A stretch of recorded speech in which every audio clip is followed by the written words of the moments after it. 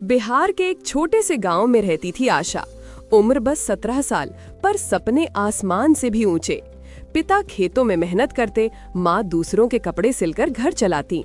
घर की हालत तंग थी, लेकिन आशा की आंखों में एक चमक थी, कुछ बनने की, कुछ कर दिखाने की।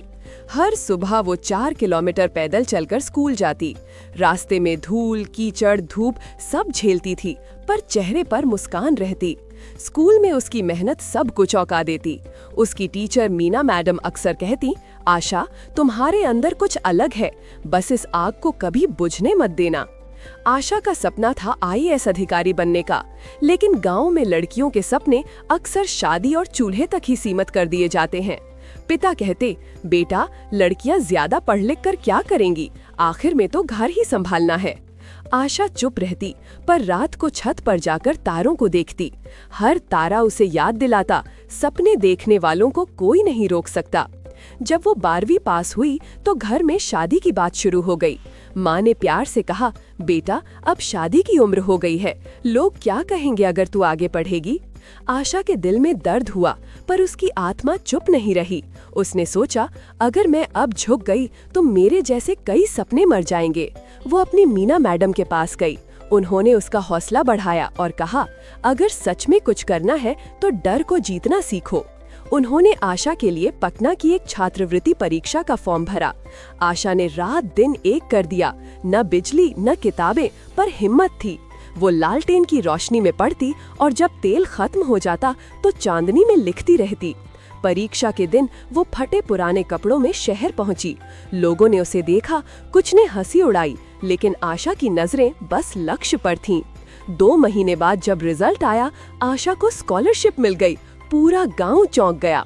पिता पहले नाराज हुए, पर जब मीना मैडम ने समझाया तो बोले, अगर मेरी बेटी इतनी मेहनत कर रही है तो मैं उसका साथ दूंगा। पटना में नई जिंदगी शुरू हुई। बड़ी कोचिंग, बड़ा शहर और बड़ी मुश्किलें। शुरुआत में लोग उसके बोलने के तरीके पर हंसे, उसके सादे कपड़ों पर टिप्पणी की, पर आशा ने मन ही मन कहा, मैं यहाँ दिखने नहीं, कुछ करने आई हूँ। वो दिन रात पढ़ती रही। कई बार पैसे खत्म हो जाते तो खाना छोड़कर सिर्फ पानी पीकर गुजारा करती। कभी कभी वो सोचती, क्या मैं सच में ये कर पाऊंगी, पर फिर उसे माँ की मेहनत और मीना मैडम की बातें याद आती और वो फिर से जुट जाती। एक दिन एक लड़की ने ताना मारा, तुम जैसी गांव की लड़कियां आईएएस नहीं बन सकती। आशा मुस्कुराई और बोली, तुम्हारे लिए ये सपना है, मेरे लिए जिंदगी। 3 साल तक उसने बस पढ़ाई और मेहनत की। कई बार वो असफल हुई, कई बार टूट गई, लेकिन हर बार उसने खुद को फिर से खड़ा किया। एक बार जब वो केवल 2 नंबर से परीक्षा में फेल हुई तो पूरी रात रोती रही। सुबह मीना मैडम का फोन आया, बेटा, गिरना गलती नहीं होती, लेकिन रुक जाना सबसे बड़ी गलती है। उसने फिर से किताबें उठाईं और अगले साल आशा ने यूपीएससी परीक्षा पास कर ली। ये पूरा गांव झूम उठा। लोगों ने मिठाइयां बांटी।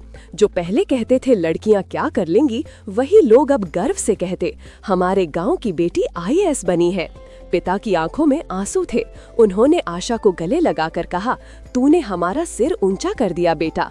आज आशा एक आईएएस अधिकारी है। वो हर सप्ताह अपने गांव के स्कूल जाती है और वहाँ की लड़कियों से कहती है, कभी मत सोचना कि तुम कमजोर हो। सपनों की कोई जात, कोई लिंग नहीं होता, बस हिम्मत चाहिए और भरोसा अपने आप पर। आशा की कहानी सिर्फ उसकी नहीं है, ये हर उस लड़की की कहानी है जो दुनिया की परवाह किए बिना अपने सपनों के पीछे दौड़ती है। जिंदगी में मुश्किलें तो आएंगी, लोग हंसेंगे, रोकेंगे, ताने मारेंगे, पर अगर दिल में हौसला हो तो कोई भी मंजिल दूर नहीं होती। आशा ने साबित कर दिया कि सपने वही पूरे होते हैं जो हार नहीं मानते।